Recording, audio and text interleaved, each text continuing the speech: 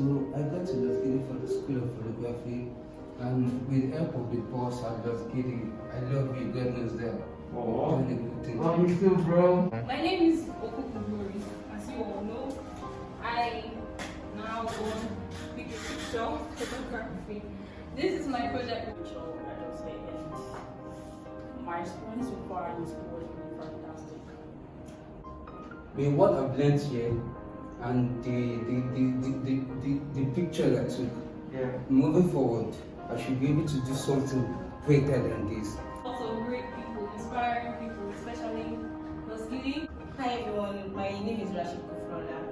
Our teacher, he went extra mile, honestly, because you can't let this in that place.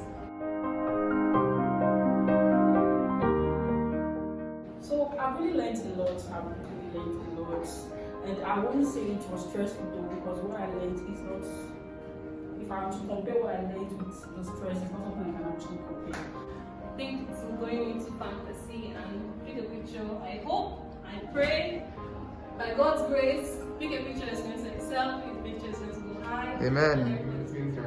regards to photography and Absolutely no idea about photography, but Los has really been very good to me. Like, I learned a lot from Los, I won't lie to you.